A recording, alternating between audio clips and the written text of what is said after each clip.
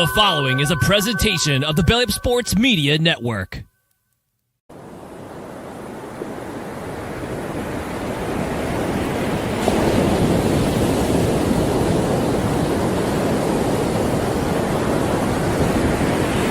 It's time to BS.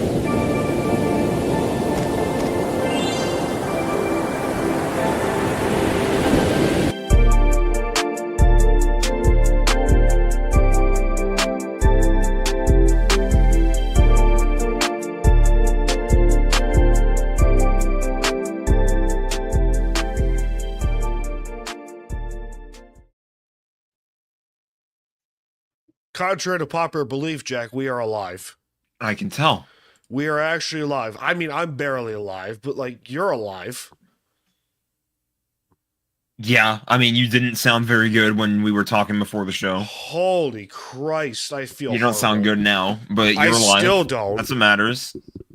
We're alive. And we're ready to spread bullshit for the first time in weeks. It's been a month. That it has. So, yeah, how you been, bud? Hanging in there. I hear you. Couple things changing, couple things not. Oh, yeah? Yeah. Good or bad? Good. Oh, that's good. For the most part, yeah. All good. Yeah, what do you... You know how it is. Change can be uncomfortable, but you know how it goes. Oh, listen, change is, change is good. What is uncomfortable about change is people are sometimes resistant to it, and that's fine. What are you gonna do? You know? Real. Yeah, it's Bro Yoda moments with Staniel Smooth. With that being said, Christ almighty. Welcome, bitches, to the Department of BS from the beaches of lovely Long Island, New York. It is time to BS. I am Staniel Smooth. You can find us on the show. I sound terrible. I can hear myself through the headphones, and I sound awful. You sound congested as hell. Horrible. I sound horrible. This might actually be the worst sounding tone I have in this entire program. So you're powering through it. Yeah. Find the show, Staniel Smooth, at Time to BS Podcast on Twitter and Instagram. Clips of the show and other various podcasts that I do and we do and stuff like that at Staniel Smooth on TikTok. Context. Allergies here on Long Island have been kicking my ass. Horribly, in fact. So much so that you even hear it through the powers of the Roadcaster that I am congested up my ass with all intent. Of your nose. Also my nose, yes. More importantly, my nose rather than my ass. Because that'd just be a terrible thing to... That would be awful. Oh, it'd just be horrible. No spit. I need an excuse to use that sound. You know what? Fair. That was... You know what? Give me points You're for that. You're sick. You get off for that one. You get off the hook for that one. Yeah! Oh, shit. Just, so much is going on. For starters, happy Mania week, ladies and gentlemen. Let's go. Let's fucking finally. Let's frickin' go. Mania week is here. You know what? Where's the sound? Mr. Svensnikov! Let's go, brother. Mr. Svensnikov! A much-deserved Mr. Sveshnikov. Also, let's hope the Hurricanes don't choke again in the playoffs because, that team is too talented. But also, a bunch of jerks they are. Shout out to Don Cherry, by the way. Oh, boy. So, yeah, Mania week. It's a delightful week, Jack, right? Indeed. Oh, it's so delightful. It's fantastic. But I do want to start off the program. Before we get to Mania, we have 3 things to get to. We have the debut of film school, with the Minecraft movie that just came out. And oh, God. I don't know if you've seen the box office, stuff like that. But apparently it has destroyed in the box offices. Like, fantastic, in fact. I can tell you why when we get into further depth of Yeah, that. we'll But get yeah, to that. I'll tell you exactly why it's gone up. No, I know. Box We know why. We know why, and that's simple. I haven't seen the movie yet, but I've heard I've heard okay reviews. I've heard bits and pieces of it. So I'll tell you, you've heard of Shark Boy and Lava Girl? Yeah, It's very similar. It's a kids movie. Let's be honest here. It's a yeah, fucking kids movie. it's a fucking kids movie. So It's just like people who judge Space Jam for having lower LeBron and your everything. expectations, you stupid fucking cunts. Anyway, so we also have the Nintendo Switch because I will have a bone to pick with Nintendo. Switch 2, maybe. My dear and beloved Nintendo, how you have failed me so. But even my congested son of a bitch ass to pull through and discuss a very personal topic for myself. Jack Probably and for both of his... us too. Really? I didn't know that. Got Asperger's. No shit, I didn't know this. I feel like I would have told you by now. I actually did not know this. Wow, this will be fucking great for both of us then. So this is fantastic. So I was diagnosed at 2 years old with PDD-NOS, which is considered whatever, high-functioning autism disorder. I put the like ... at the end of Autism Awareness Month here on the live stream for different fucking reasons. For starters, I will also say that, being on the autism spectrum the way it is, our quirks and whatever are different. Everyone has different fucking quirks no matter how you look at it. Just because, we're diagnosed that way doesn't make us fucking stupid. Shout out Twitter. But I will also say that I have a gigantic fucking bone to pick with people that will... How do I put this carefully, Jack? Use autism as a personality trait. Instagram. So, you know who I'm talking about, Jack. I have an idea. There are a lot of people that will use this mental... It's not a mental disorder. It's a disability. Okay? It's a disability. I know it says autism spectrum disorder, but your brain developed differently than, quote unquote, normal fucking people. What the hell is normal anyway, Jack? I have no idea. We have no idea. What the fuck is normal? TV claims to hire normal people, then we see Stephen A. Smith at time. Thumbs up for that. So, but I mean, I've been very vocal on this program over the years about autism awareness and stuff like that. Mm-hmm. Because there are people out there that will use this mental disability as a way to latch onto their personality and give themselves a personality. Probably because you're a boring fucking human being. Okay? Let's be fucking real here. None of us here in this delightful rock that is the planet of Earth are special. We're not. We're just average. We're not trying to be either. We're not trying to be. We're just trying to hey, we're trying to find our place in this world. Good for you. Okay? You want to talk about being offended by a lot of shit? Using autism as a personality trait doesn't make you fucking special. It doesn't. It makes you a piece of shit. Because until you've actually understood what children and adults and young adults with this disability have fucking gone through with this shit, you have no fucking right to use this as a personality trait. No fucking right. Absolute zero, no fucking right.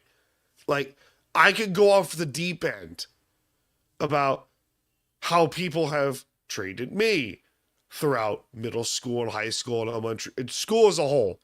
Still today, people treat me because of my disability. Granted, I have made a lot of fucking jokes, and, you know, shout out South Park for giving...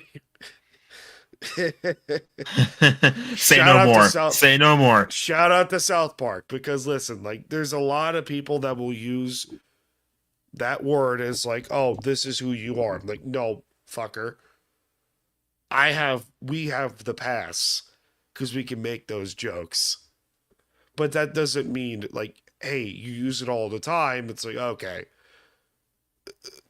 you're still a piece of shit. But I'll let you speak on this, Jack, because, you know, I am now just discovering this on your end. So, yeah, I mean, no, it's fine. If I haven't told you before, then it's on me. I thought I did.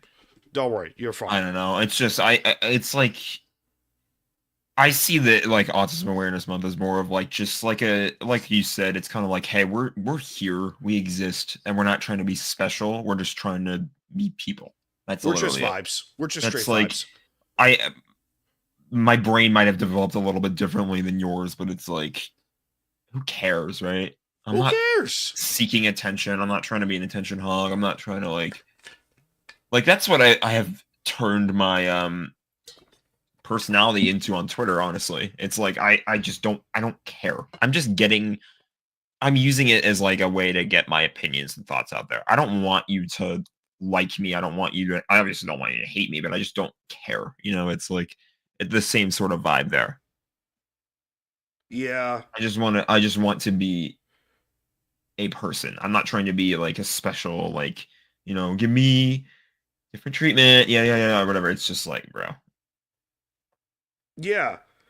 And like, we're not trying to be anything we aren't. We're not. Exactly. We're blatantly not. Like, yeah, we just vibe. Like, we're vibing on Twitter. We're just floating around. Just floating around in this ocean of stupidity, as I like to call it. It's a good way of putting it. It's a pretty good way of fucking putting it, honestly. It's an ocean. You're surfing the internet. You're surfing over the sea of stupidity. The sea of stupidity. The sea of nonsense and stupidity. But autism isn't a personality trait. You know that makes you a piece of fucking shit. There you go. But anyway, Jack, we have the Nintendo Switch 2. Only Nintendo. There's no competition here in terms of who's the bigger gamer, because let's be honest here, who the fuck cares? You go, because, you know, you're the one that has all your game consoles lined up behind you. I'm the one that has them all on the fucking PC. This is true. I'm gonna say this. Only Nintendo would be the kind of company that doubles down on $80 digital game prices, and then literally a day later, they push back on ever using AI slop in any of their games. Yep. It's only Nintendo. They remind you, they're not evil. They're just greedy. Like, that's Smiles in Microsoft. Yeah. Microsoft ain't that much better either. Let's be honest. No, here. But when Sony is the great gem of this entire thing, holy fuck! It's assuming they're that's even funny. Anywhere near a gem. The lesser of three. Sony evils. we're talking about. Yeah, true. The lesser of three evils, to be honest with you. Look, the Switch 2 looks hype. I think it's nice. I think it'd be cool. Did I show you that yet? No, you didn't. So I got this tattoo a few years ago. It's autism. It's my mom would always tell me, just live life one piece at a time, and it's like a ribbon, and it has the autism puzzle pieces. That's cool. Built in there. Yeah, it's I fun. like that. It's one of my favorites. You forgot you had that until now, didn't you? No, I completely forgot to reveal it to you. I thought I showed it to you about like 10 minutes ago, but whatever. Anyway, that's the Switch 2. Yeah, no, it looks cool. It looks hype. It looks fun. I'd play it if it was bought for me. It looks like a Switch with Mega Evolution. Yeah. It looks like a Mega Evolved Switch. Shout out to Pokemon. But this is my entire fucking gripe with the gaming industry nowadays. Because Greed. not just greed, but like, what the fuck? Like, Nintendo has been the holy grail of affordable gaming for 20 years, essentially, right? Like, dating back to, like, the Nintendo GameCube.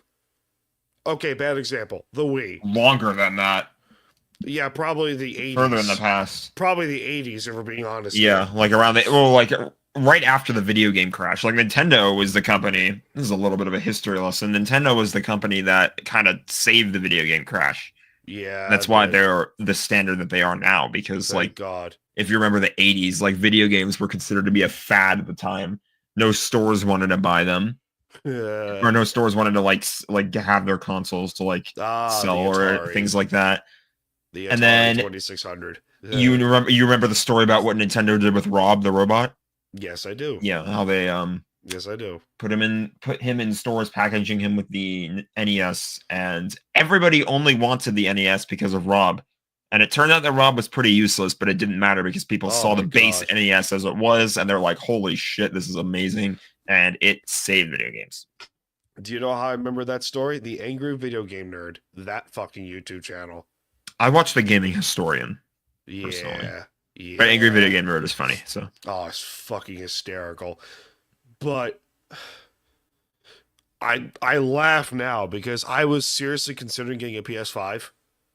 Now, I talked to Megan. I was like, yeah, I'm not going to do this. Because, like, I have all my shit right here. visibly. Visibly right here behind me. Well, you know, back and to the right, but whatever. It's behind me. It's there. It's there. I see it. Yeah, I mean, I was more looking forward to getting Metroid Prime 4, and now I'm like, I don't know. I'm still excited about that game, though. Yeah. I'm still very pumped about Metroid. But, like, I'm going to say this, too, because this is also a topic of conversation, because, like, we're both Sonic fans. But I assume there is still, like, in spite of the price point, there is still some hype for us about the new Mario Kart game. Yeah, there is a little bit. Let people enjoy both. Thank you. For God's sake, let people enjoy both. It's not oh my God, they revealed the new Mario Kart. Sonic Racing Cross Worlds is dead. Let people enjoy both. Can I also target the entirety of fucking Twitter? Because yes, everyone is entitled to their opinion. I respect that. But, like, just because you have an opinion doesn't make you right. Straight up. Yeah. The truer words have never been said. Just because you have an opinion doesn't make you right. Okay? Everyone wants to be a critic. Everyone wants to be an expert on something. Because it dates back to, you want to be something. I'm like, okay. You, like me, also probably get stuffed in lockers in middle school. Okay? And then you know what I did? I went to the fucking gym. And now I can probably bench press your ass. So with that being said, fuck off, Twitter. Because if you enjoy the game, that's all that fucking matters. It's all that matters. I'm going to take this opportunity to use one of my new soundboard sound effects. Please do. Please do. Twitter. Go fuck yourself! Yeah! Well done, my boy. Well done. Shout out Cody Rhodes. Oh, that's fucking phenomenal. Where is it? Woo! Yeah, baby! That's what I've been waiting for. That's what it's all about. Woo! Oh, that deserves to be the Hall of Fame. Twitter's now looking back at us like, What you have done has made God very unhappy. not like we give a shit, to be clear here. Because we don't. Did I ever tell you this one's going to be a callback. I got another sound. This one's going to be a callback. Oh, boy. They're just a bunch of dummies. Dummy, yeah! Yeah! Shout out to Eli Drake. Of Eli TNA. Drake. Same guy as LA Knight, Same guy. Same different guy, ring name. Different. Same guy. Shout out to TNA and the NWA. But regardless, Oh, did I tell you about my Spyro love? Obsession with Spyro? I think I'm aware of it somewhat. So, Spyro Enter the Dragonfly was released in 2002. It is widely regarded as the most hated Spyro game of the entire franchise. And it's ironically enough my favorite game that I've ever played. It is so ungodly glitchy, but it's also unfinished. But it's still one of my favorite games because it's so fucking simple and effective. Like, because I enjoy the game. I genuinely enjoy the game. We also have film school to get to, Jack. We got to go to. Yeah, we do. We've been yapping about games for a while. Bottom line is switch to hype price points. There. Jack, we have to go to film school. We do. Let's do it. Get on Play the the bus. sound.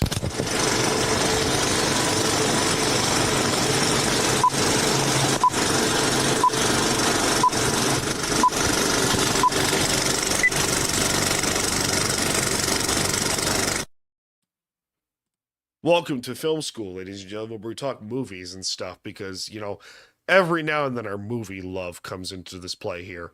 Every now and then. Every now and then it pops up because, why the fuck not? And knowing us more often than not, it's a video game movie like we do have in this case. Well done, Jack. I haven't seen this movie. I have not seen the Minecraft movie. Do I want to see it? Down the road, probably. But I'm in the position of, just to get it out of the way now, I have not seen it. I've seen bits and pieces of it. I know what happens in it, so I'm not worried about spoilers. And I will probably watch it at some point down the road. yeah. Yeah. Of course. Like, great example of this whole thing is Spy Kids. Do you remember the old Spy Kids movies? Probably before my time. I do remember some of them, but I was never into Spy Kids, so Really? yeah. Wasn't How my cup of younger- tea. how- I don't know. How much younger than you are you?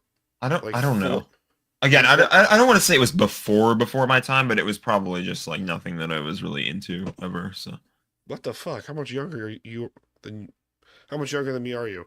Christ. Anyway, with that being said, like the perfect example I say Spy Kids is because it's a fucking kids movie.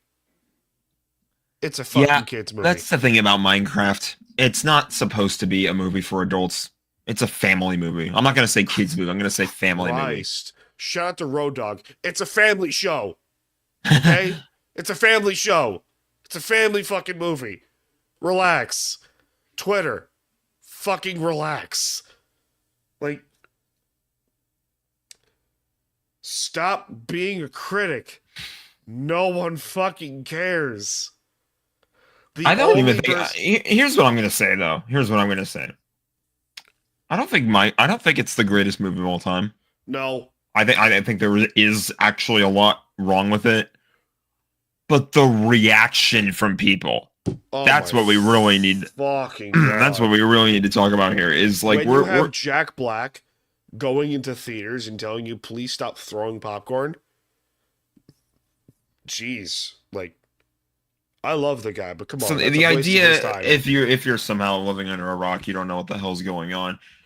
People are basically since Minecraft is coming to the big screen for the first time, basically Jack Black, being his usual comedic self, Love him, though. I love Jack Black. Don't get me wrong.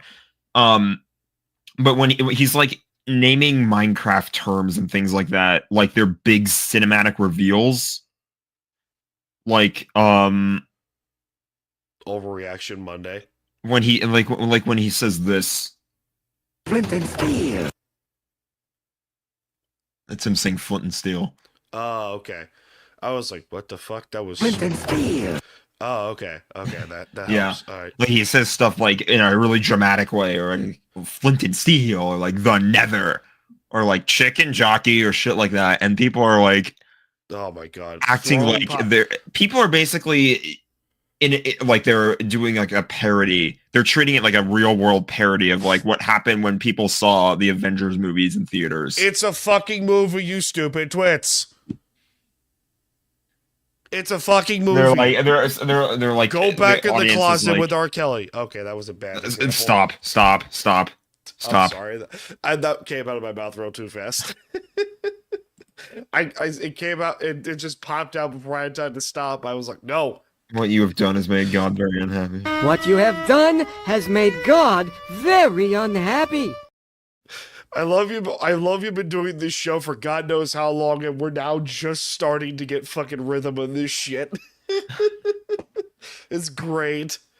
Fucking absolutely phenomenal. Oh boy. But yeah, no, yeah, that's why people are doing it. It's a real world parody. They're acting like it's like how it was in Avengers when like there was a big reveal in Avengers and the crowd is like legitimately cheering and excited. You have people reacting to these Minecraft terms, to Jack Black saying on these Minecraft terms like they're these huge reveals that matter. And it's like, it's not the Matrix, people. I just want to watch the damn movie. I don't want to watch popcorn flying in front of my face because people are going nuts over. Ooh, Dave Chappelle time. Dave Chappelle joke. Or, here's another idea that's going to be very controversial. You could shut the fuck up. Truer words have never been spoken by great Dave Chappelle. Real. Just shut the fuck up, people. We've been going on for 30 minutes so far, and we still have WrestleMania to preview. We got sports and stuff. We should get on with it. We have a break to get to though, because this shit ain't free. Indeed not. But we also have a new sponsor, Jack. Ooh. Yes, we do. So with that being said, let's hear from our friends over La-Touraine Watches. Be right back, ladies and gentlemen, because this shit ain't free. This show ain't free. So time for some ads. Adventure doesn't wait, so why should you? Meet the Commodore, our homage watch to the classic GMT watch, engineered for explorers who never stay in one place. Crafted with Swiss precision, 20 ATM water resistance, and a scratch-resistant sapphire crystal, it's built to thrive on every journey, whether by land, sea, or air. Durable, dependable, and designed to fit, the Commodore is ready for every horizon. Thanks to our friends over at La-Touraine Watches for sponsoring Time to BS podcast. Use the promo code TIME2BS at LaTouraine.com for some sweet deals over on the website. That's time, the number 2, and BS at LaTouraine.com. So, Jack, what do you think of that watch? Isn't Fancy. that fucking... Fancy stuff. Fancy stuff. It's fancy shit. So, they're old friends of the show, so I reached out. I was like, hey, do you want to do this shit? It's like, yeah, let's do it. Like, fuck yeah, let's do shit. Hey, Jack, what time is it? Is it ring time? I was about to say I'm waiting for you to ring the freaking bell.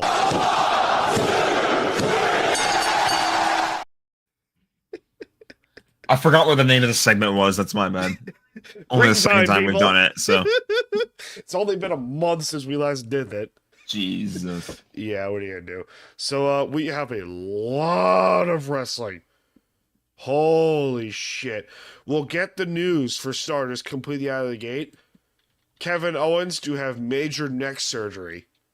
This sucks. Yeah, that sucks. I cannot tell you guys the generational heel run that this man was on. Oh, beautiful. It was beautiful. Now, the good news is, it sounds like from what I've heard that the surgery was a success. Yeah, which is good. Because Which is you need that. fantastic news. That's the important thing, is that it went well. I mean, to be fair, it's only been 15 years since Edge had his major, like, triple fusion neck surgery. I don't know the severity of the surgery, what it was, but it broke his neck. Something like that. Kevin Owens broke his neck without getting too complicated in the, biology. Oh, or did he whatever get neck surgery? I think it was neck surgery, yeah. Or did he not even get it? Because now I'm seeing a headline that says he might skip surgery. I think he should get the surgery, but that's just me. But regardless, I'm just checking here. I'm just making sure. His no DQ match with Randy Orton was called off. And Randy was pissed. Hear me out. I have 2 replacements. I have 1.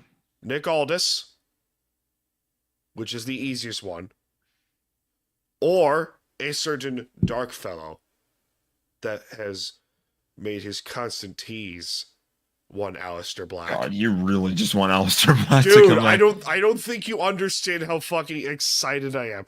I think I do.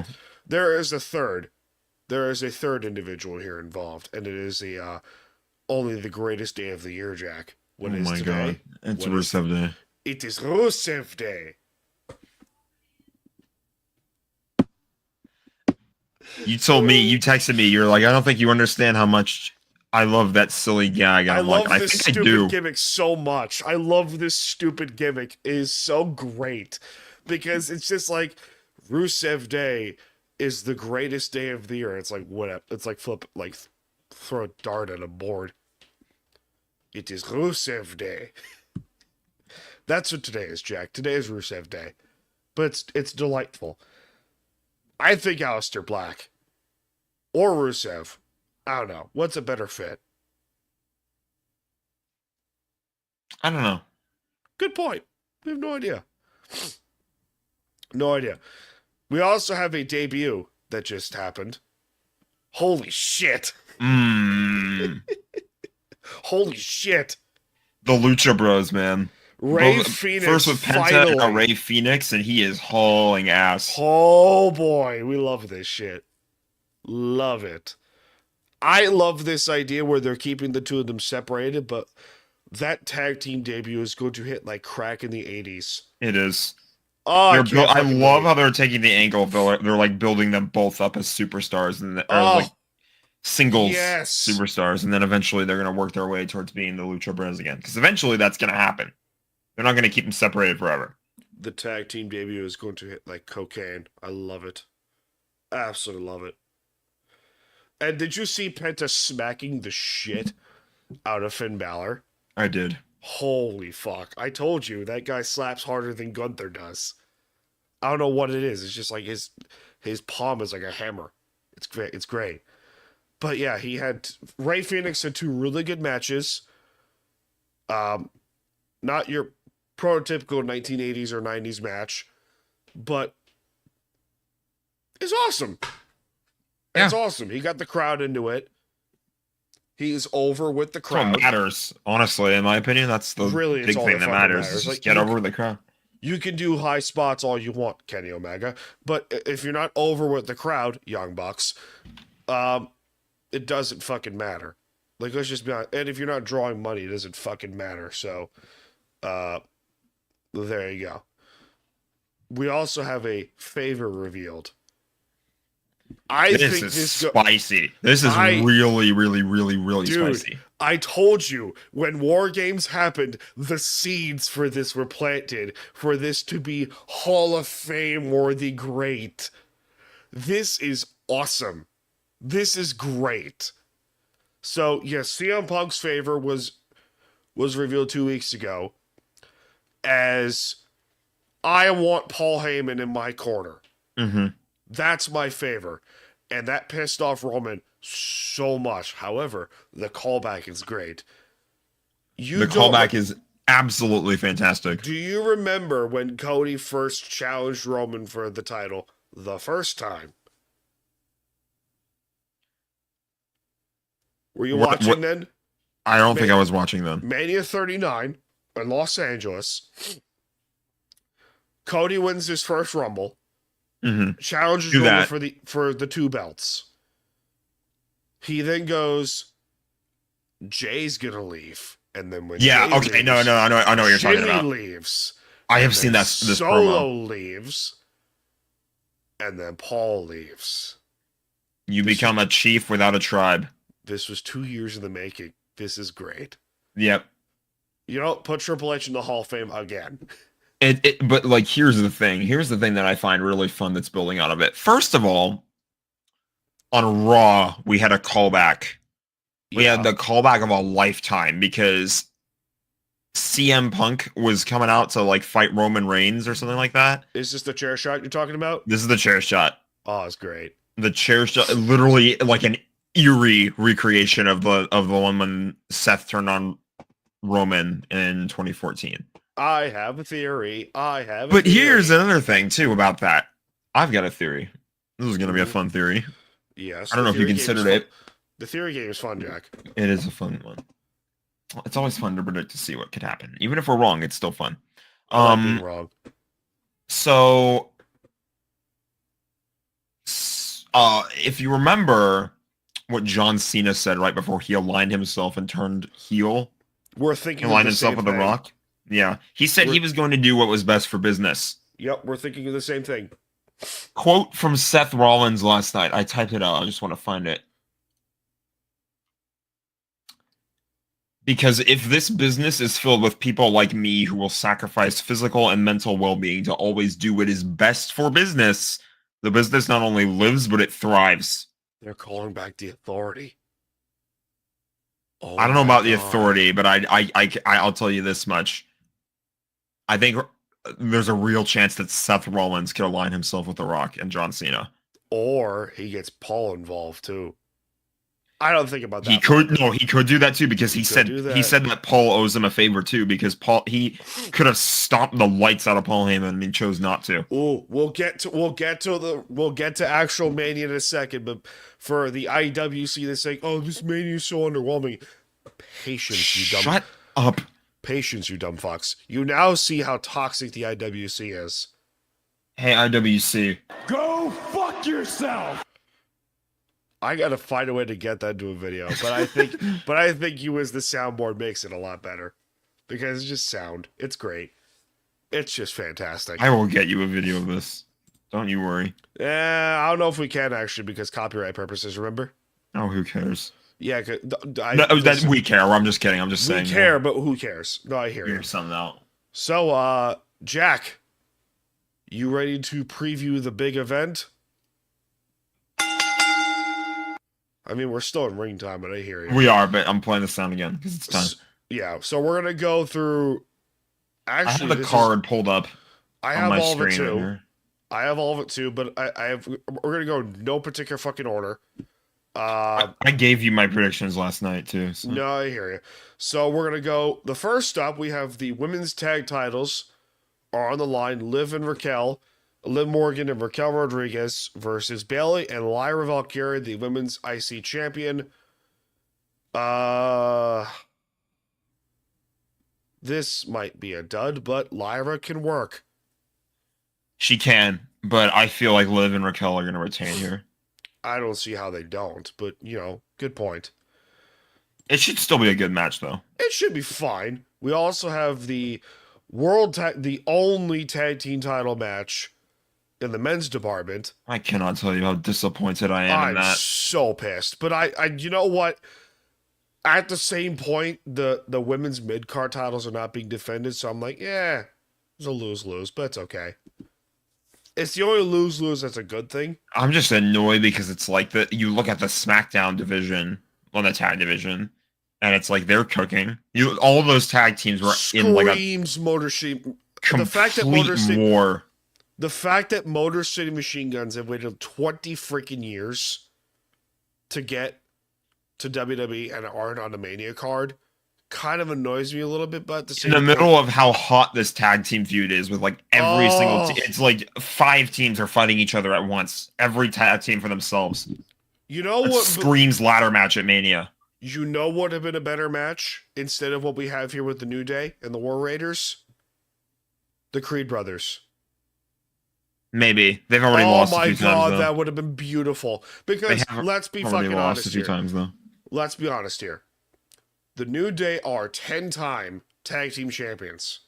They won the tag titles 10 or 11 times. Okay? I understand you want to build them as heels, and I get it. But since the heel turn, this, heel run has gone fucking nowhere. You're right. And the War Raiders are awesome. Shout out to Ring of Honor. But at least put the Creed brothers in there who have fought tooth and fucking nail to get tag team title opportunities. And the New Day just show up and they're like, you know what? It's like the Charlotte Flair thing. Hey, I'm just going to show up and demand a title shot. Yeah. Speaking of, Tiffany Stratton and Charlotte Flair for the WWE Women's title. I have hopes for this match because Charlotte's a good worker, and so is Tiff. But good God, has the build-up been bad. Bad, but also kind of hilarious when you see what happened on that one episode of SmackDown. Oh my God, Charlotte cannot handle the crowd. And I love it. She's been there for, 15 years? Still can't handle the crowd. I don't know what's her deal. She can't deal with the crowd. She's been there for 15 fucking years. The clear heel in this feud, and she still can't handle all the shit being slung in her direction. Why is Kaiser in my DMs? That's like a bully's callback in middle school because Kaiser handled it well though. Oh my God, he's fucking It was great. hilarious. He's so good. He's so great. Him with Imperium, with Vinci and Timothy Thatcher and Gunther are awesome.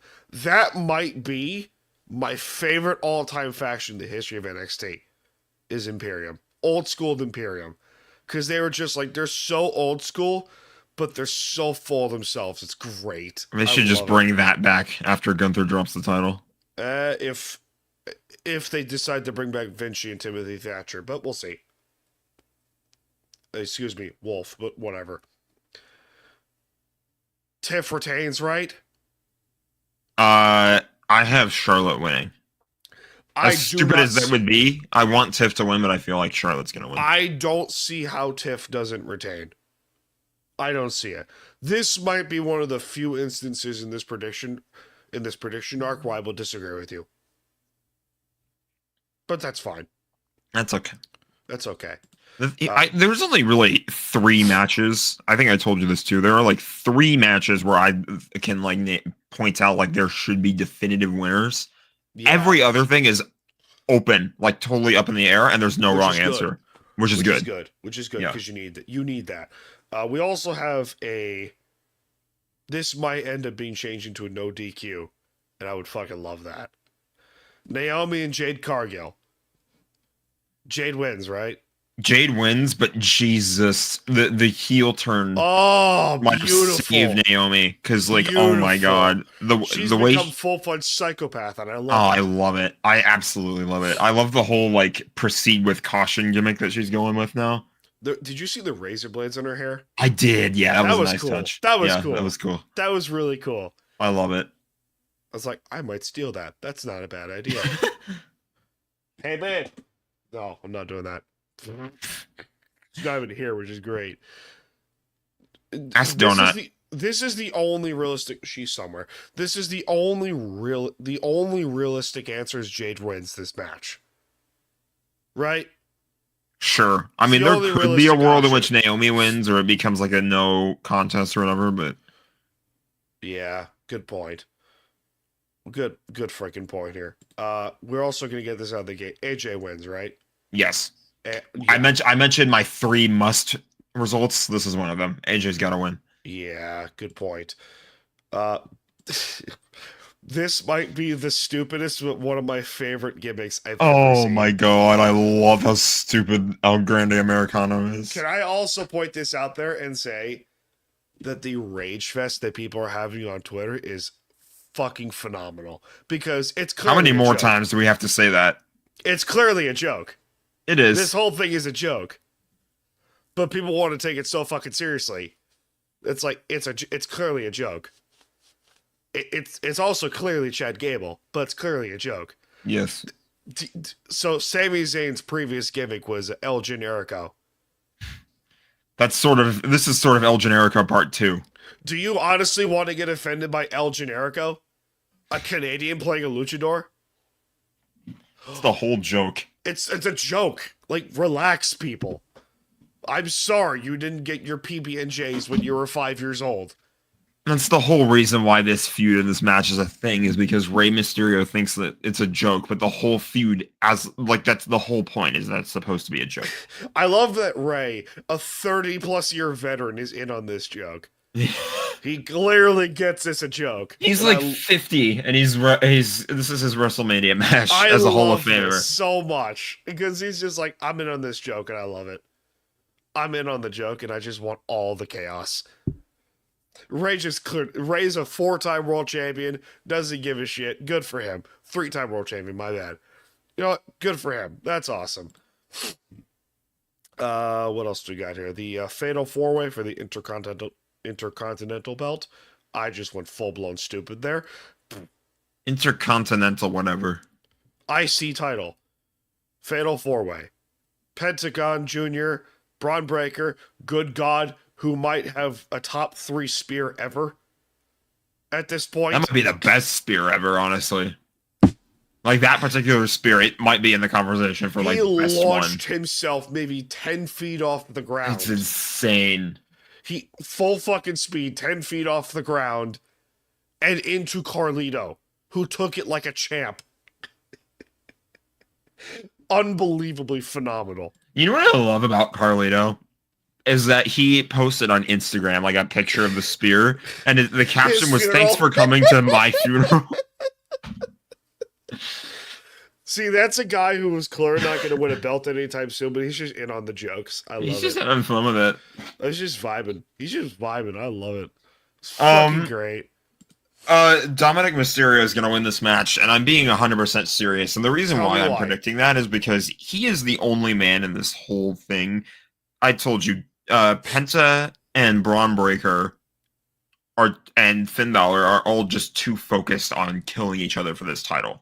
And the only person who has not been involved in any of these pinfalls in any of their recent matches is Dominic. He's like Marshawn Lynch. I'm just serious. I won't get fined. He is going to come out of nowhere and do something that is going to surprise everybody. And then there's going to cause an even bigger rift in the Judgment Day because Finn's going to be like, why the fuck do you have this title and I don't?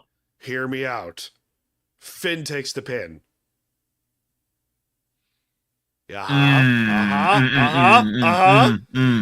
Yes. But also, either or whoever wins is the clear winner. Whoever wins is the clear winner. Because if either Dom, Penta, or Finn win, Braun goes into the world title picture. He's ready for the world title picture. He clearly is. Unless he retains. Because, fuck it. Who cares? Which wouldn't be the worst decision either. No, it wouldn't be. Penta, let's be honest here, doesn't need the belt. No.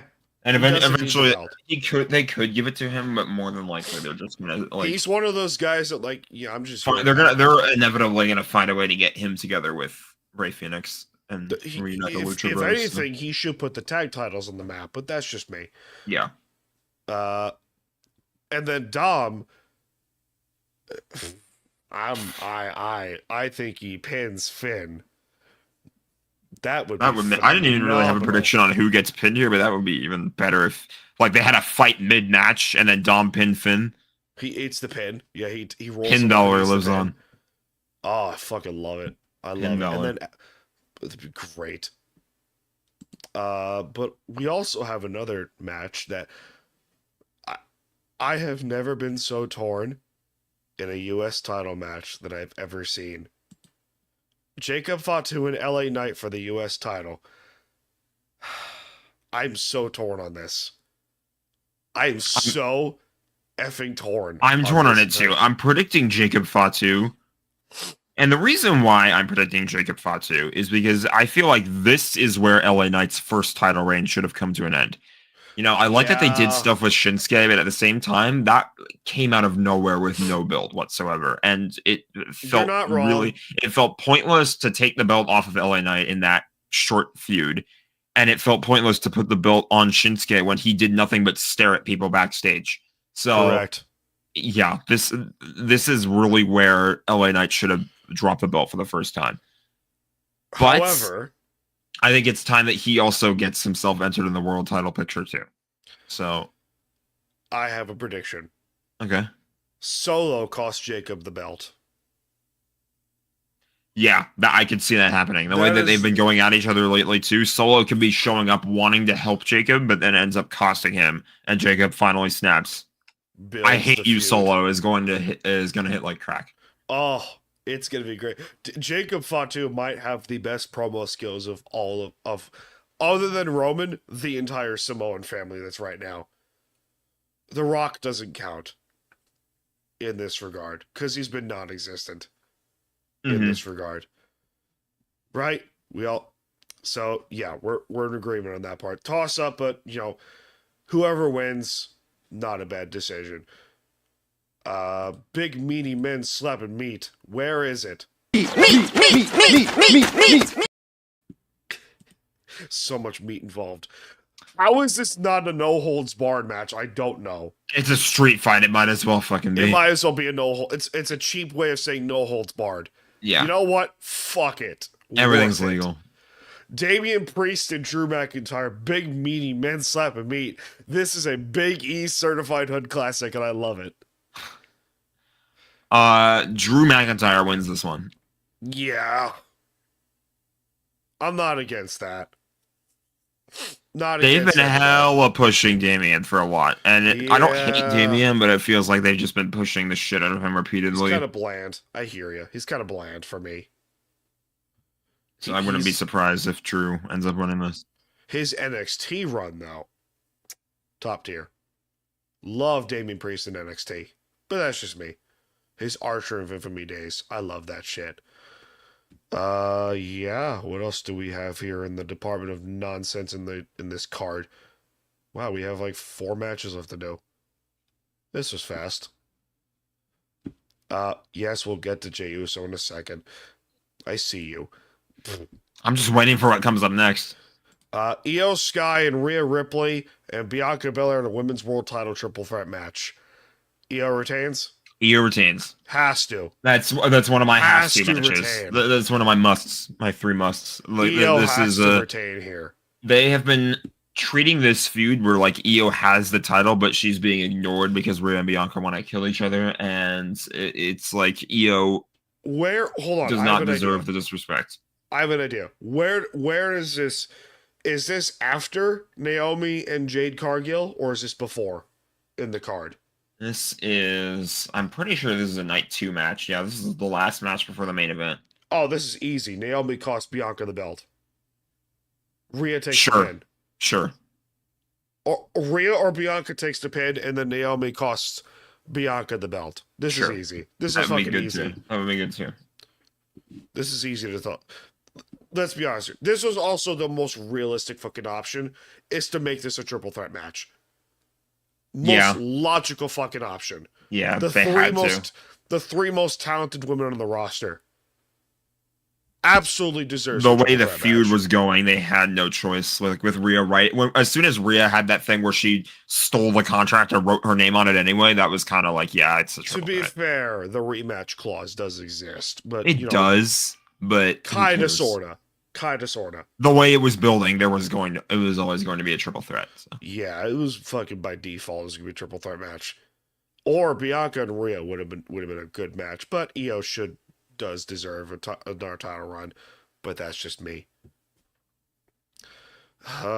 We will also get we have the main event of night 1 to talk about. CM Punk, Seth Rollins, Roman Reigns in a triple threat, and I like to call the custody of Paul Heyman match.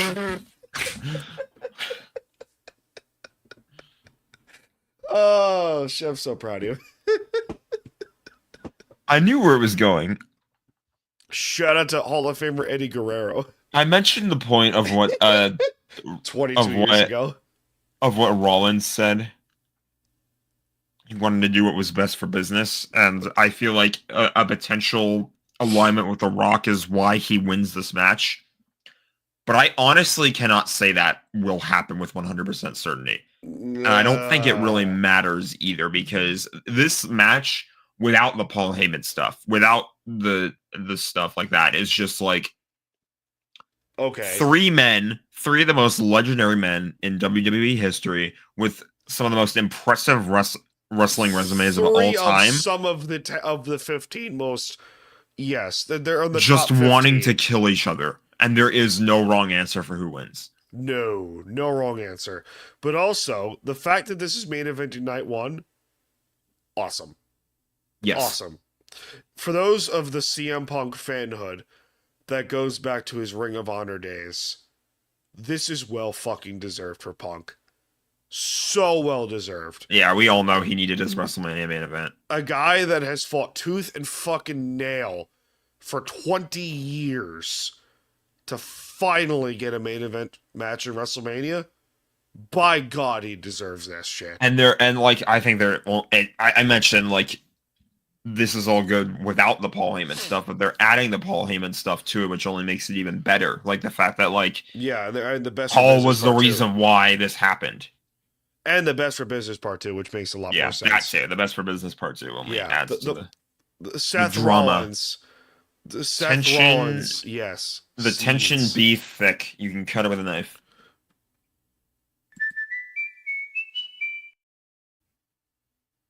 All right.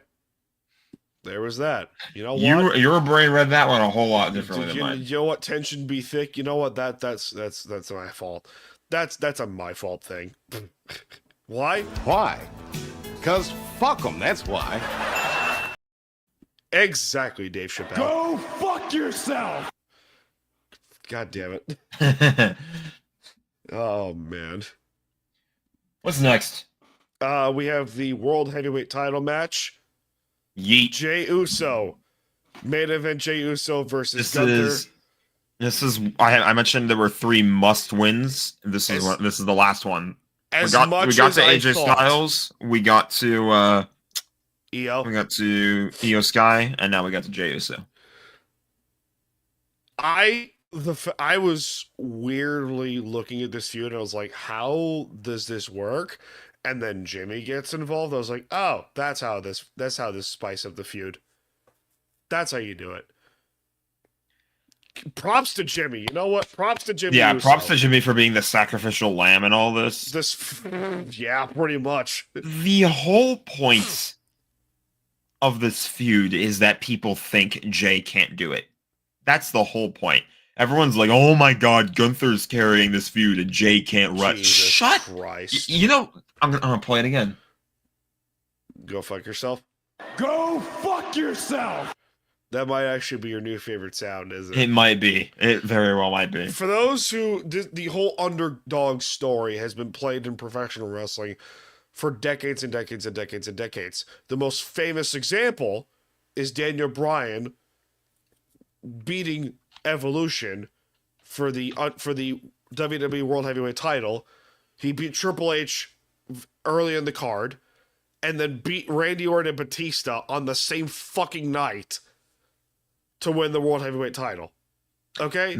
The entire point of the early part of the Jay Gunther feud is that Jay was fighting people who did not believe in him. That was why he was fighting against guys like A-Town Down Under. And then like you had Gunther fight Axiom too, but the whole point was just to put Axiom over in his hometown.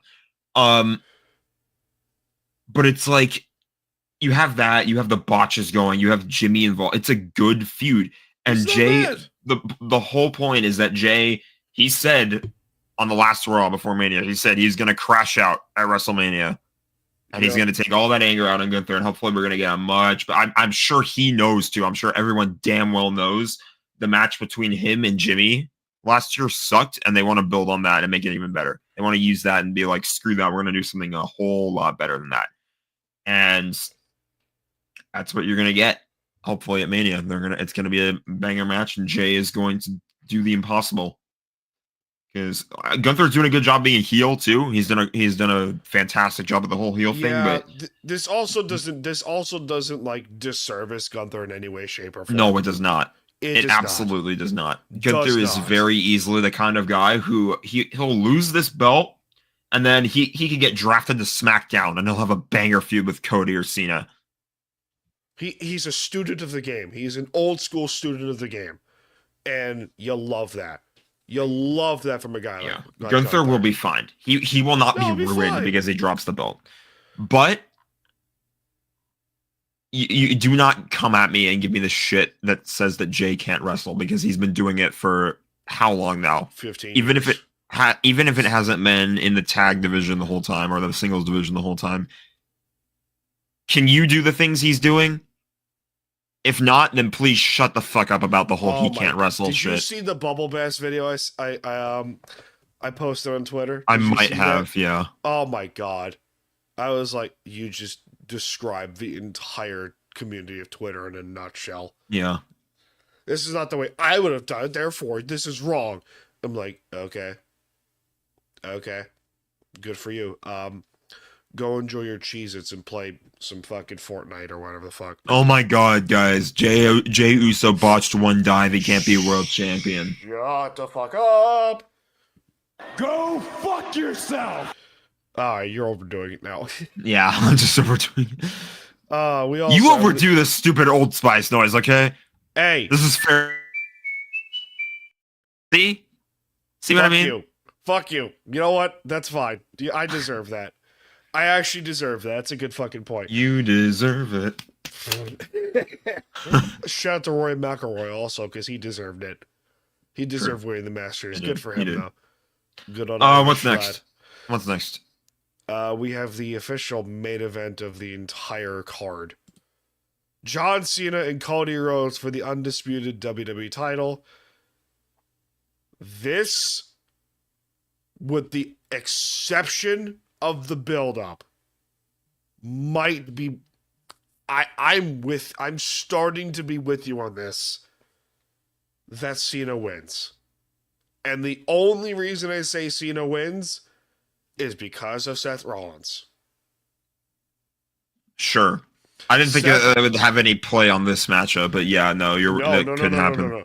Here is how Seth gets involved. Yeah, no Seth shit. Cost.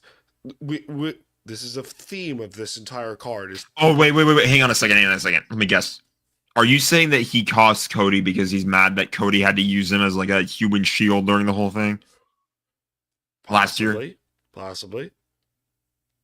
It's a strong possibility there. I see the grin. Jesus. I see the grin on your face. Isn't it fucking genius? That would be insane. Listen, I am a student of the cult of Cornette. So every now and then my devious, cynical side enters the room here. I'm a cynical fucker, Jack, as you've well known over the last few years. Yeah, I know.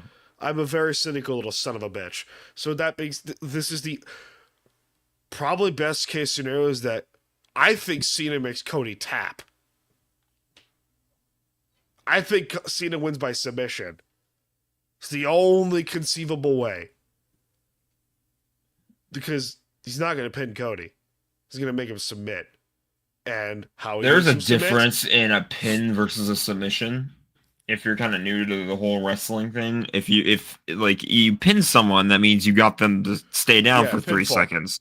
If you submit someone, though, the only way you win a submission via submission is when you basically force the other guy to quit.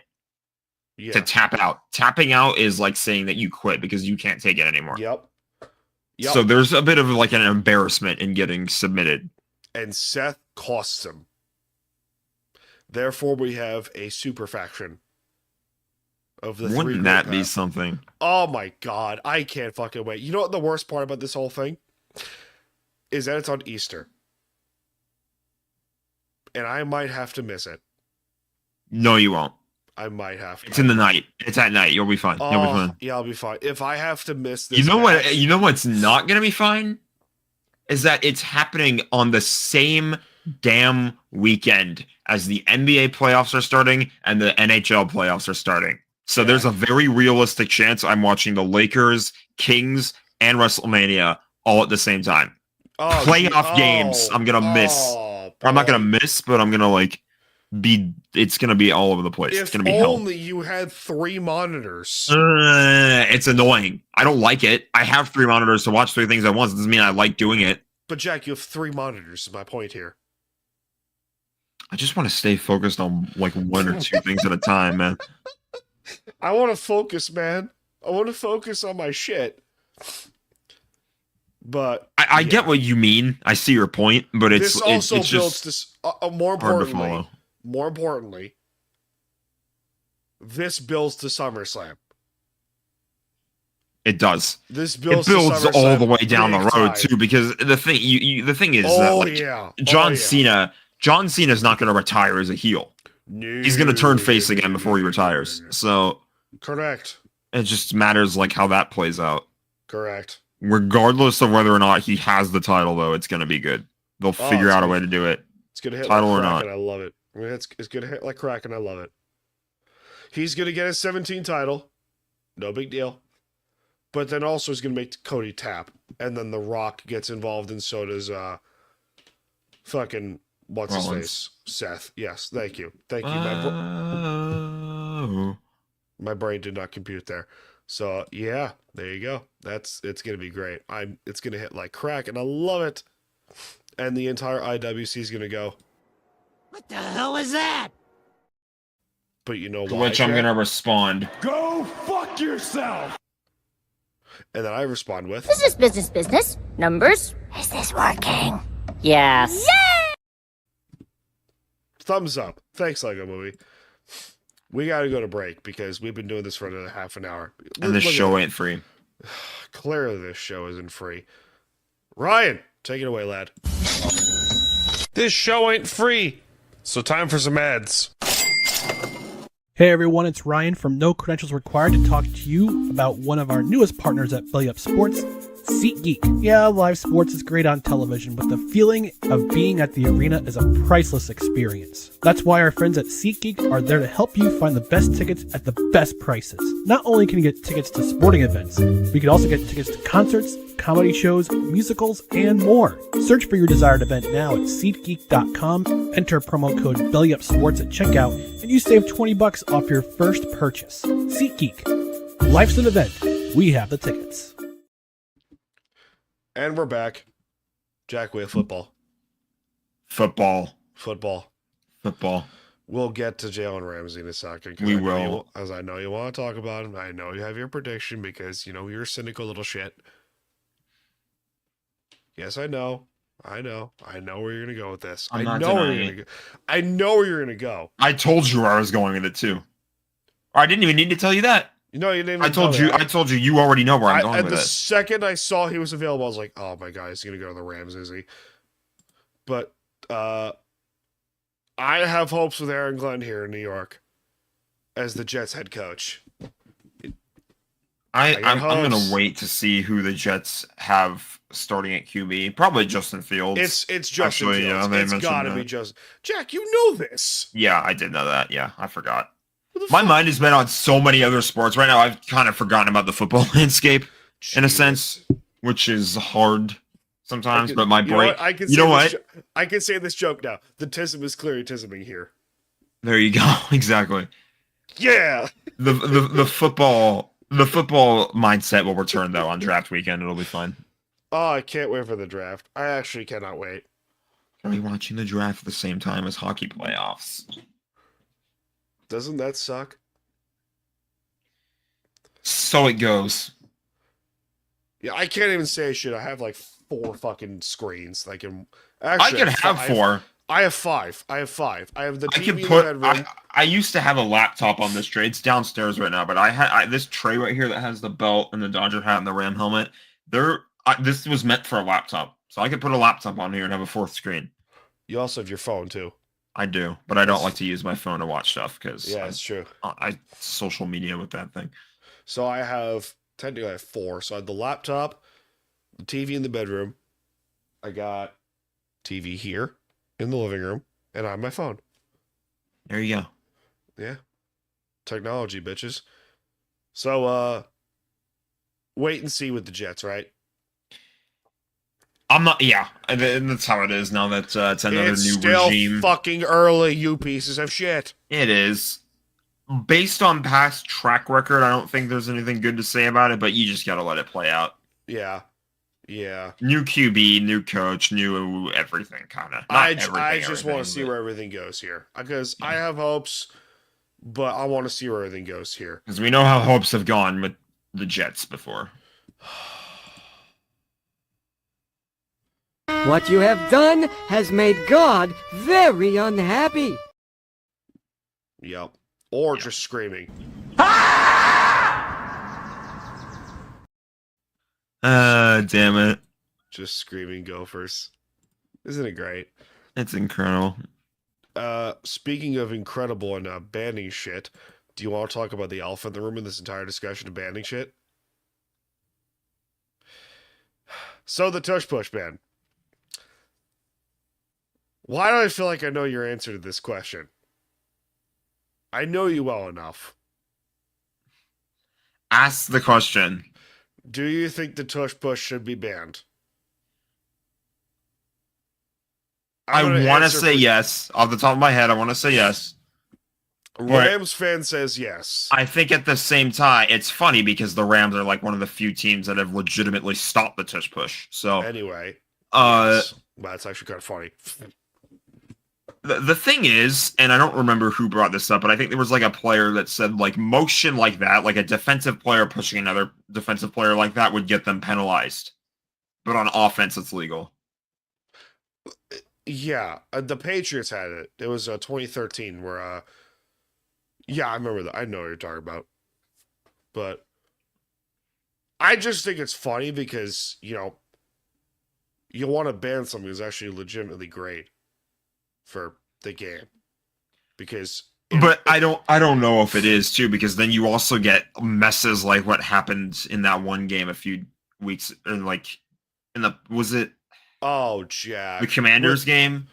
Oh, Jack. But where they jumped like 500 times and there was like a confusion about the funny, rule. Though. It was funny, but then you look back on it and you're like, oh my god, all this drama coming from the tush push. Like, you want to stop do we really want to deal with this? You want to stop it? Actually stop the play. I think you can look at both perspectives fairly. There are fair points to make on both ends. No, you're right. For one, it's like the Wildcat from like years ago with Tony Sperano, where it's like, oh, it's so impossible to stop. We need to ban it. Like, why? Literally, why? Offense sells tickets. And the Eagles happen to have both. Offense is the NFL's wet dream. What are you going to do? Oh, my Jesus. I'm not playing that sound now. You know what? Do it. Just do it. You're the worst. I know. I have created a demon. Speaking of demons. Thanks, Undertaker. So, here's my side in this whole thing. If you want to stop it, get good. Stop the fucking play. Quit complaining and actually do better. Okay? Do better. Stop the play. Also, the Eagles are actually the best at fucking doing it. And they're the reigning defending champions, whether you like it or fucking not. They didn't really need the tush push to win the Super Bowl, though.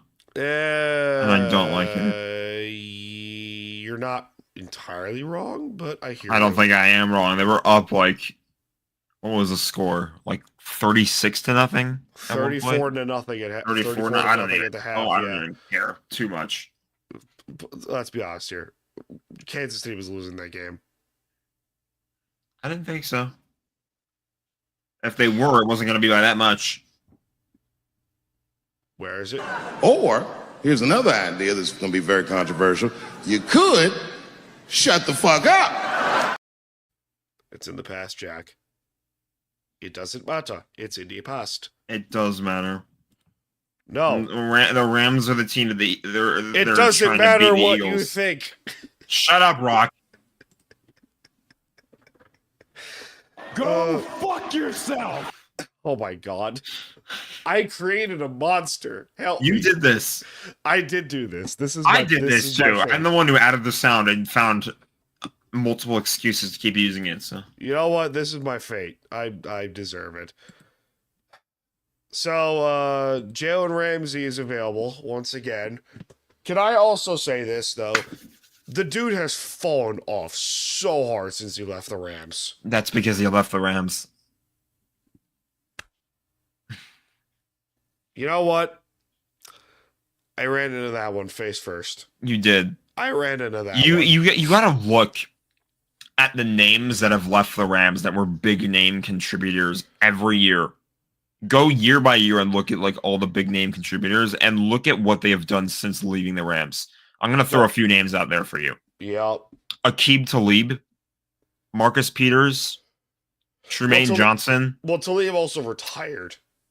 I mean, fair, yeah, but yeah, he was also hurt, so that's Tremaine fair. Johnson But and yeah, Tremaine Johnson Janoris Jenkins are the obvious two. there was another one. LaMarcus Joyner. Rodney McLeod got better. LaMarcus Joyner. Corey Littleton.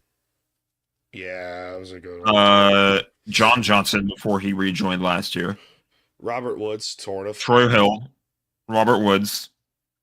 Possibly Cooper Cobb. I know you're going to hate me for saying that, but... It's still fucking early. My point is, there are a lot of names who have left the Rams and have not done shit with their career since. Michael Brocker is another one. Jared Goff, not really. Jared Goff doesn't count. Jared Goff doesn't count. I'm not saying everybody. I'm just saying a lot of names. Yeah, Jared Goff. You know what? From the inner fan in you got to be happy for the guy because he got his money and he's actually doing really well for the Lions.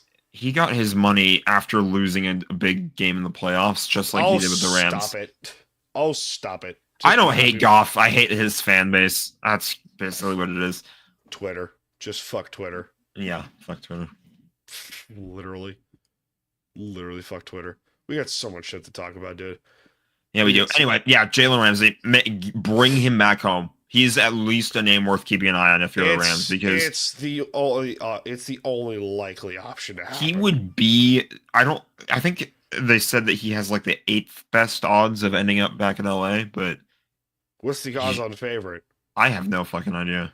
Go Google. He should be around though. The Rams should be all over it. They love the guy. That real quick. He still sings praises of the organization. Like you said, it just makes way too much sense. It'd be funny if he goes back to the Jaguars. Oh my god, that'd be funny. That would be career suicide. I'm gonna be real. Hilarious. Be hilarious. We have puck talk, Jack.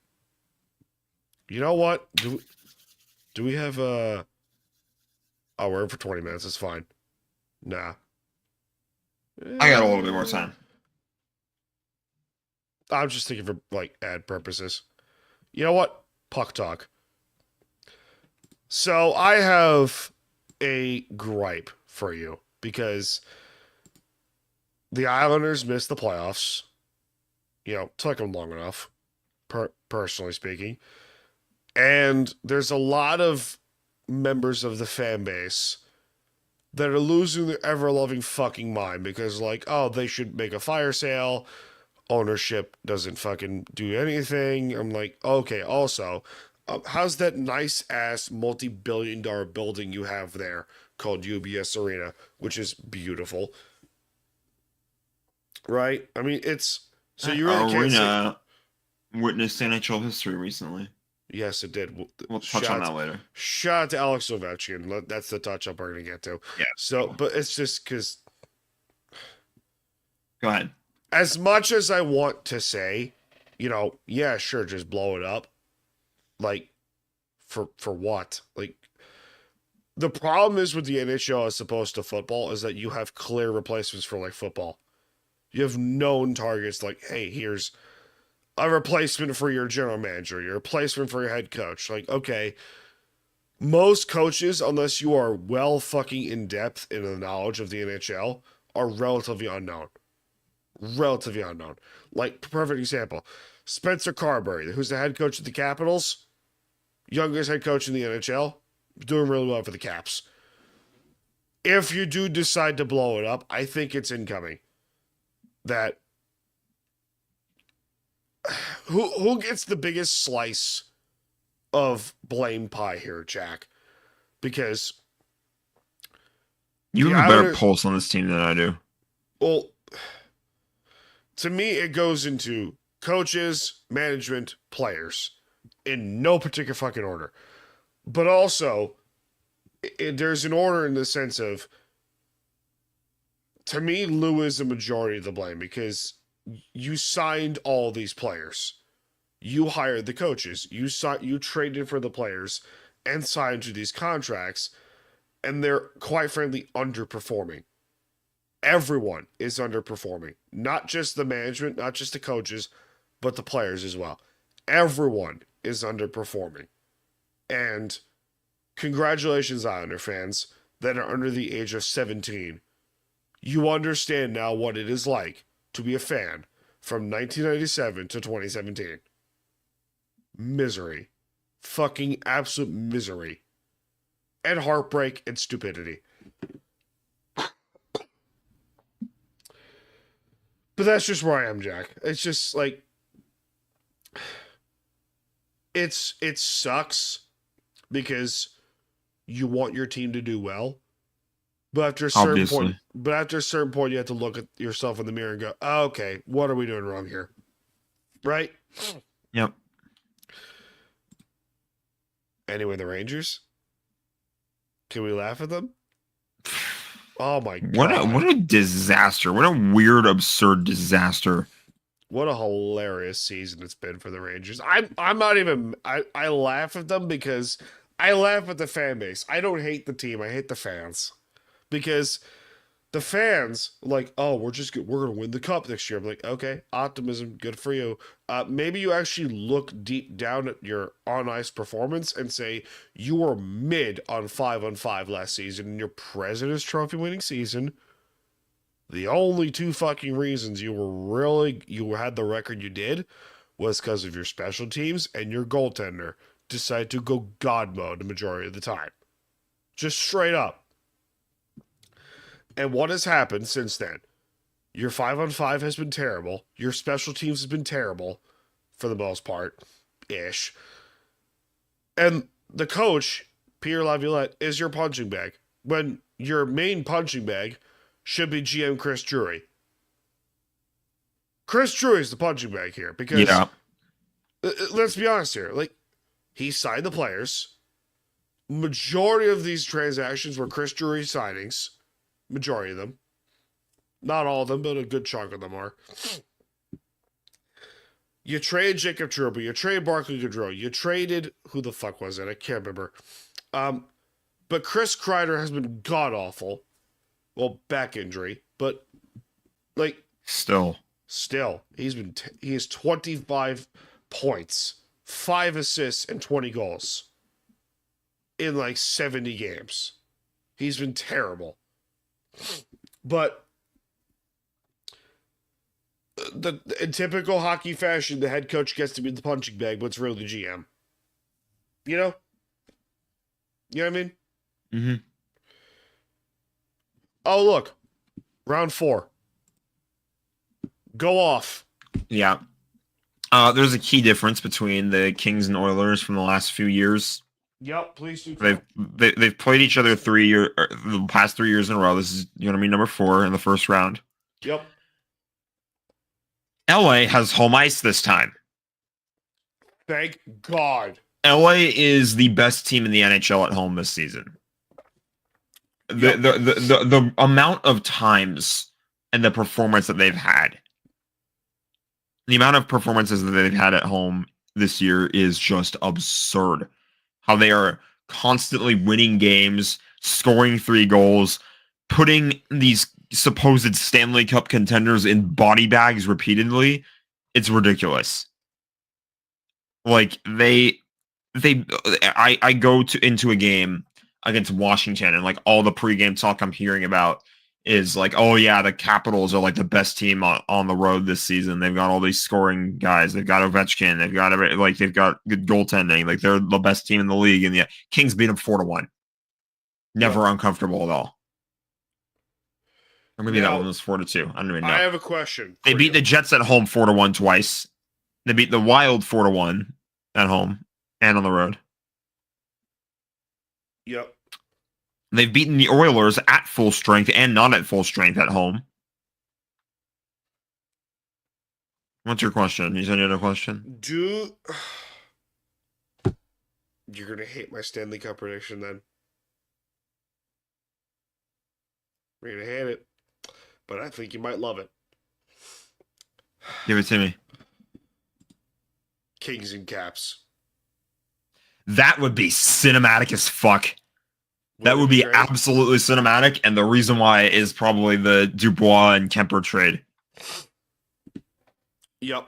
It's absolutely stupid for how both teams caught shit for it at the time, and yet now like they've both benefited so well from it. It's possible. Like the reason the Kings are doing as well as they are this year is because of Darcy Kemper. Yeah. I won't say that Dubois is the reason why the Capitals are doing well, but they've used him properly, so he hasn't hurt them like he was actively hurting the Kings like the way. Your defense has played really well too. They have. And without Drew Doughty, they've actually like done insane ever since like there was a recent like realignment of the defensive pairings when Drew came back. Yep. And they've just kicked ass. Yeah, they have. They really have. So there you go. My biggest question for the Kings going into the playoffs, especially against Edmonton, can they steal games on the road? Because their road performance and their home performance, night and day difference. At home, they look like contenders. On the road, they don't even look like they belong in the league. So, but that's not every game. The good news is there are still some key games late in the year where they actually have won on the road. Yep. But then there are games recently, like they got their asses kicked by Colorado on the road. So, yeah, you're going to have to find a way to steal games on the road. You can't rely on winning only home games. You can't rely on 16 home wins to win the Stanley Cup this year. No, you can't. Steal games on the road. And they have the ability to do it. They just got to play on the road like they have at home. So we'll see. Your biggest challenge, aside from Edmonton, if you beat them, is Winnipeg.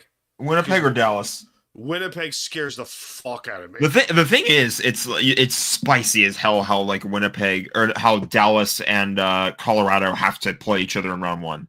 Oh, beautiful. Those are two like top 5 teams, and one of them's going to be out in the round one. By the way, Colorado, you're welcome for Brock Nelson. Also, Colorado. Shout out to Gabe Landeskog. He's back. Yeah. He's playing playoff hockey this year. Hell yeah. We love to see that. Long road to recovery, and he's finally 1,000 days, by the way, for those you love. He scored in the minors too, so I guess they kind of realized, he's ready to go. You love to see it. Don't you just love to see it, Jack? You love to see it. You love to see it. We have basketball talk to get to. Actually, you know what? I didn't ask you your Stanley Cup final pick. I have no idea. Get back to me after the seating is decided. When the seating is decided, I will make and release my full playoff predictions. Here you are. So, we also had a coach firing. This is a disaster and a half. What are we doing here? So, I've been listening to Denver sports radio since this news was announced for like 2 days. And for those who live under a rock here, the Denver Nuggets of the NBA decide to say, no, we're going to fire Mike Malone like 3 games left in the season. The timing could not be worse. Horrible timing. Now, the more I've listened to the radio, the more I'm like, this was a Jokic decision, right? Like, this was this was a player empowerment thing. Because Jokic, no, from what I've heard, Jokic might also be on his way out too. Oh God. I don't think it's a power struggle thing. So at least between players and coaches. So here's what I am guessing. If you watch the press conferences that have been released before Mike Malone got fired, he was absolutely in the right. He called his players out. They don't watch film, and they have not lived up to the expectations of this team. The Denver Nuggets, aside from Oklahoma City and to a degree Houston, and yes, to a degree the Lakers, are the best team in the Western Conference. Other than Oklahoma City, because OKC... Yeah, it's a fight for second right now. OKC's insane. OKC has destroyed everyone. Although the Lakers might actually pose a fight to them because they beat the shit out of OKC late in the year. I don't know. I'm just saying that they stand a chance. That's all I'm saying. If you guys play that game was in OKC in the second round, that game was in OKC. The Lakers went to OKC on the first half of a back-to-back against the Thunder. The first game they destroyed them. The second game they were competitive. They didn't win, but they were competitive. Before we get off track, because we will get to the playoff predictions in a second, because we tend to do these things. So let's calm down, everyone. Because Mike Malone, Denver, what are you doing? It's a mess. What are you doing? You have to have something planned here. Have to. Unless your absolute plan is to blow it up, what are you doing? Straight up, what are you doing? Because you don't fire a coach with 3 games left in the season unless you are 1,000% confident what you're doing is the right thing. Other than that, you blow it up. You straight up blow it up. No ifs, ands, or buts. Straight up. Does not make any sense. It doesn't. It straight up doesn't make any sense. It doesn't make any sense. I love we've been doing this for like an hour and a half. It's great. We have. I'm getting tired. I don't know why. It's great. We got a couple more topics to get to. You know why? Because it's the fact that I've also been up since 1:30 in the morning. I haven't, but you have, so I can't complain about being tired. So you're also in California. True. Yeah, it's true. I love how I caught you at like 10:30 at night on your end, and like I didn't even think about it either. It was 10:30 at night. I was getting texted, and I was like, "Fuck it, I'm awake. I'll answer." Yeah. This is what happens when you have a friend who knows his shit too. So there you go. Knicks and Pistons round 1 though. Oh, a throwback to the 90s. I love it. I love it, Jack. No? I haven't thought about that one, to be honest. Knicks and Pistons round 1. Holy shit, this is going to be great. You're looking at the seating, are you? I'm not. I'm looking at Twitter. Distraction! I can't resist myself. Oh, that's not Twitter. I clicked the wrong thing. Fuck were you looking at? A Twitch clip. Oh, delightful. I have some Twitch clips bookmarked from the old days. Unbiased Lakers opinion. Lakers in 6 against the Timberwolves. Yeah, the 6. Minnesota. I'm with you. I think they give Oklahoma City a fight, but it'll be tough. It'll be really tough. Because I'm not going to make any predictions beyond the first round. Oklahoma City is insane, but I will say the Lakers did put up a huge fight the last 2 times they played. Again, it was a back-to-back in OKC, and the Lakers won the first game and by a blowout, and they were competitive in the second game. What was Oklahoma City's point differential? Like plus 1,000 or some shit? Jesus Christ. Hold on, give me a second. I'm going to look this up. Oklahoma City point diff. Thunder point differential. The Thunder smashed the NBA record for scoring differential in a season. They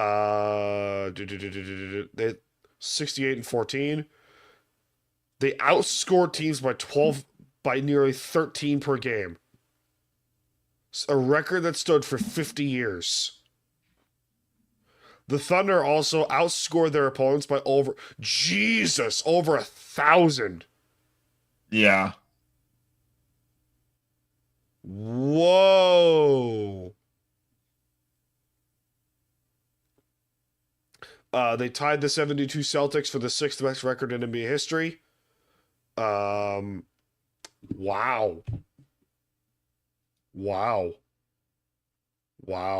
I'm terrified now.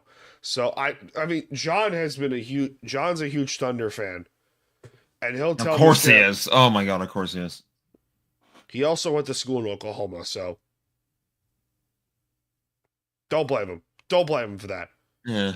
He went to school at OU, so I can't necessarily blame him for that part.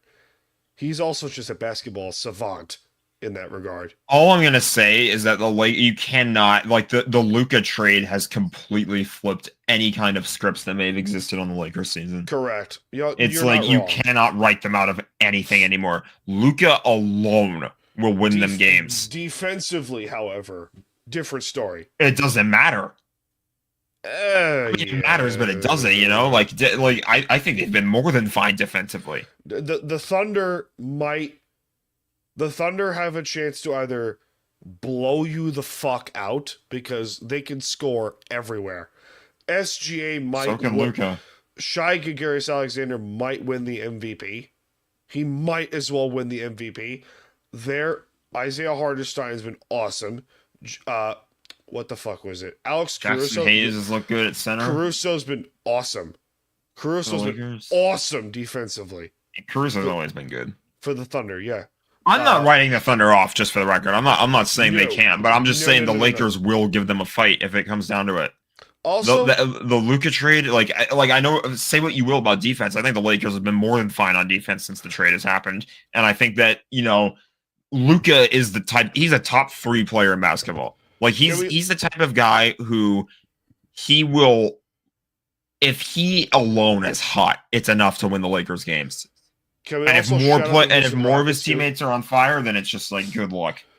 Can we also shout out the Rockets too? Because the Houston Rockets went from one of the worst teams in the NBA last year to now one of the best. Rockets got a nice glow up. Holy shit, good for the Rockets.